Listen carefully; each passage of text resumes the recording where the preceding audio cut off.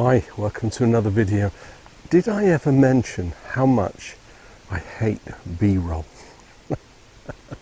It just blows my mind, you know, because I want to watch a video and go boom, straight into it. Hi, this is the video, we're going to do this.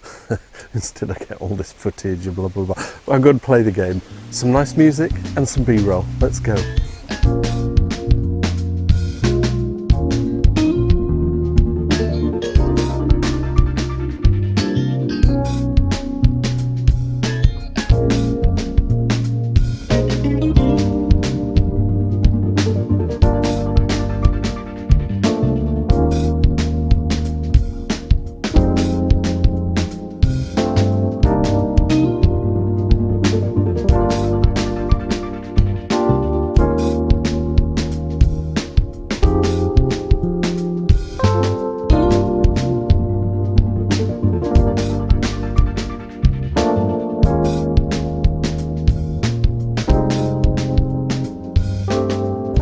It's just never done it for me. I just want to get straight into a video. It's all very well showing the location of where you're going, etc. What am I up to today then? I'm at Stodmarsh Nature Reserve, Wildlife Nature Reserve, mostly birds. And there's a nice lake. I'm kind of walking my way to it. You might have heard me mention that I'm part of a Facebook group called Photo Creative. It used to be called Photo Lockdown, and it was started by Mike Brown during the lockdown phase so that it could get a community of photographer, like-minded people together doing photography. And he sets a monthly challenge, and so this month's challenge is #birds. And bird photography is not something I'm either familiar with or experienced in, and it's really good because it pushes your boundaries as a photographer, makes you kind of focus more on just doing landscapes. And you know, the likes of Henry Turner and Thomas Heaton, fabulous videos, fabulous, all of them are brilliant. I'm not going to diss any of them, but they focus only on a certain genre, and I want to push my boundaries. I want to do different things with my camera. I've yet to do portraits. Oh, a bird. I should have taken a photograph. So yeah, bird photography. Can I do it? Can you do it too? So I'm going to Stodmarsh Nature Reserve. We're going to take in the scene. I don't know, you know, I've never been here before, so I don't think I know where the best spot is for capturing birds, but I think I've got two options to do this. I mean, I'm midday, not a good time to do bird photography. I've seen on other people's videos, you know, first hour or two in the morning, first hour or two before the end of the day, and that way the birds are out doing their feeding and their foraging. Middle of the day like this, they're just not around. And the other thing is, within the last couple of days where the challenge has been set, I've not seen any birds. Like they know that they're going to be photographed. Okay, I'm waffling now. Let me get up here to the side of the water and we will review. Well, this is cool. We've got a little hide here so that we can spy out. We can use the windows to take shots and sit down. I feel like a proper twitcher. Hello, twitcher.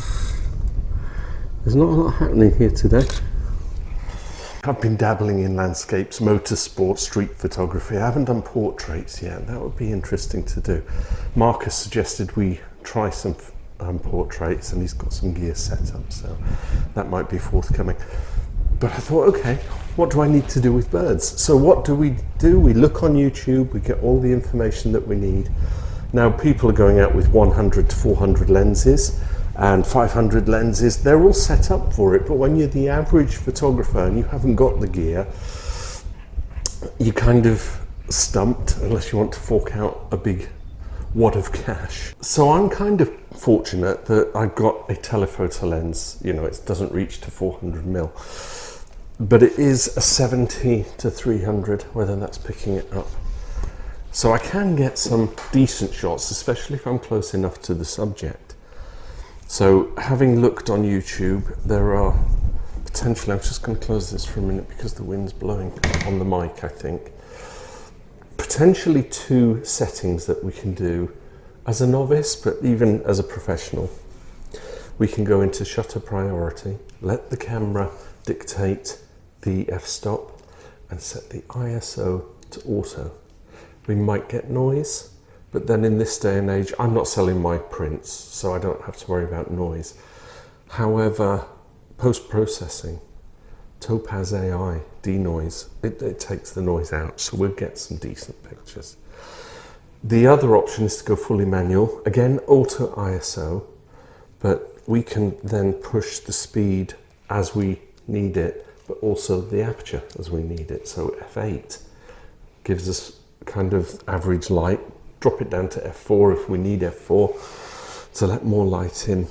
So you're really controlling the camera all the time. You're looking for your shot and you're thinking, okay, the bird is flying, it's in motion, I'm going to need fast speed, 1/3200th of a second, or even 1/4000th of a second. The ISO is going to bump up.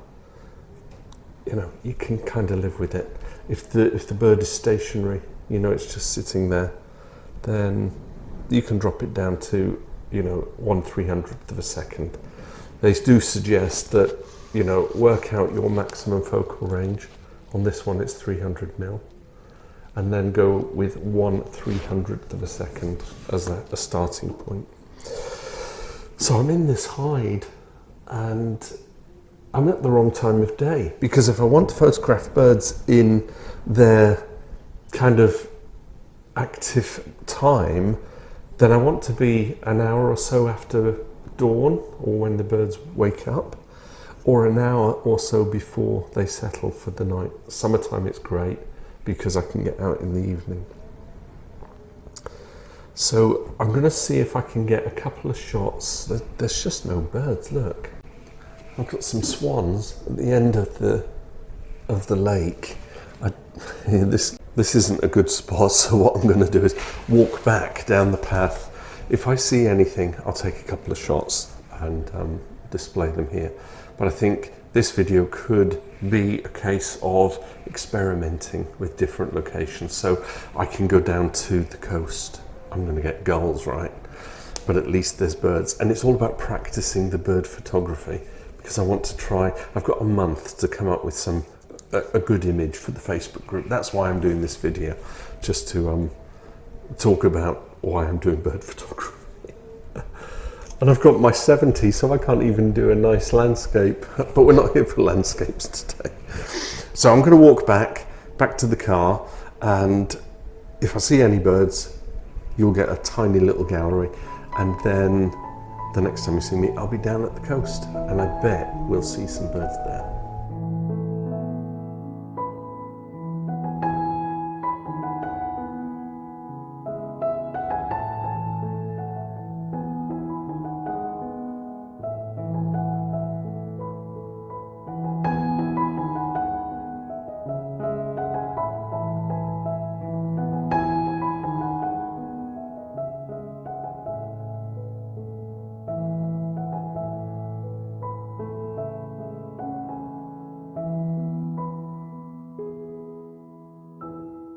So before we go to the coast, I'm going to stop off here at Kearsney Abbey, because there's water, and when there's water, there's birds, especially seabirds and, well, ducks, swans, that kind of thing. The trick is get the sun behind you.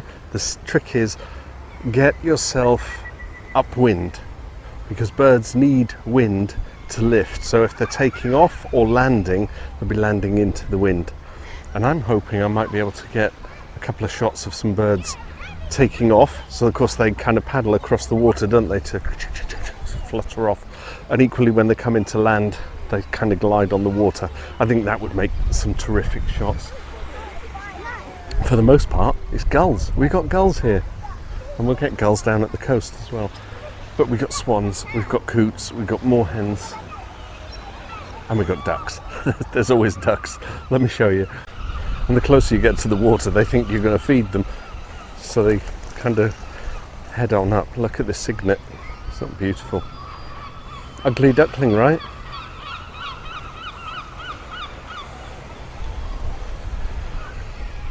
And there's a swan defending its territory over there.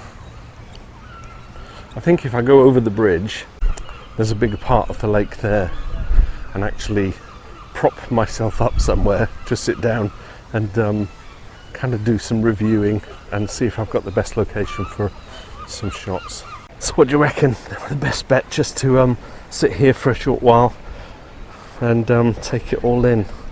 I've got ducks kind of stretching their wings, and swans, sunlight. I reckon I should be able to get a few, maybe even in flight as they come into land. So yeah, sit here for 10 minutes. I'm not going to film me sitting here for 10 minutes or so, and then we'll head down the coast. I forgot to add, that's what it was. By sitting here right on the edge, I'm almost eye level with the birds.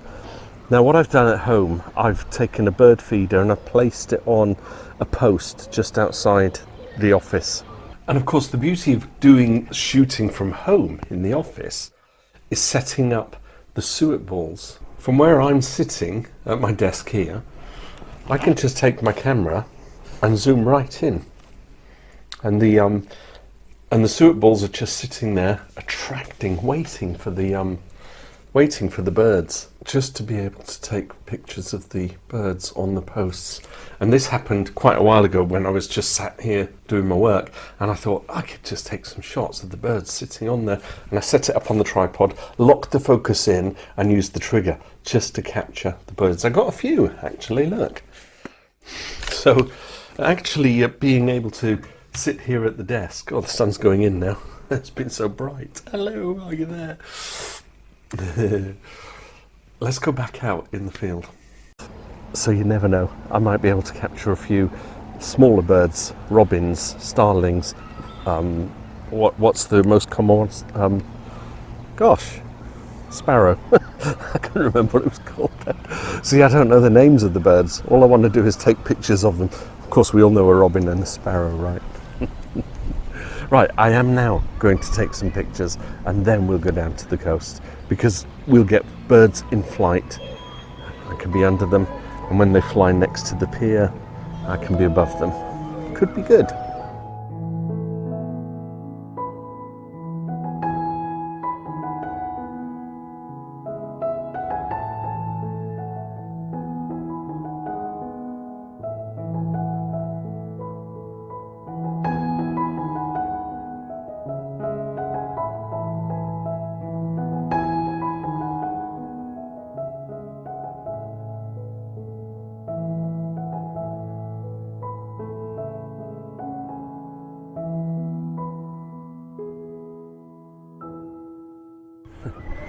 Down at the coast. So taking shots of birds at nature reserves, good if there are birds. Taking shots of birds at a, I don't know, what would you call Kearsney Abbey? Just a family location. It's got a lake, right? Ducks and swans. But the idea is to try and capture birds in motion. I think that's what makes the dynamics. Either they're catching a fish, you know, or a swooping down eagle. All that kind of stuff. Now I am limited. I don't live in the wilderness in as much as I have soaring eagles and I have owls, that kind of stuff, and I wish I did. But I'm kind of just, I can still capture birds and I can still practice. So if I do get to one of those locations where there are fantastic, you know, birds of prey, that kind of stuff, then I'll be ready. I'll know what I need to do. So a quick recap. Manual priority or shutter priority, keep the ISO on 100, not 100, auto ISO. Don't be worried about noise because you can deal with that in post-production. Shutter speed, 300mm, therefore I need 1/300th of a second. I'm covering this because I'm aware that there's wind, but the battle's probably very good. So conscious of these things. So because I've got a 300mm lens, I want to start at 1/300th of a second, but then I can push it to, you know, a stationary bird doing nothing, just sitting there on a branch, on you know, a post or something, or just on the ground. 1/1600th of a second. The moment they start moving, they're in flight, and I've got to be thinking 2500th of a second, 3200th of a second, that kind of thing. So all I have to do is think about toggling my speed, just dial it in basically. So I think what I'll do is wrap up this video. I'm not a bird photographer, but this is all about experimenting, challenging myself, getting out there and learning new techniques, and it's been fascinating. I've caught quite a few nice shots, and I think I'll get a couple while I'm down here. So I don't know, I might do a follow-up if I ever get to a location where it's specifically for birds, but for now, seagulls, or technically herring gulls, is that what they are? Just gulls. I'll leave you with the gallery, and I will catch up with you in the next video. Bye for now.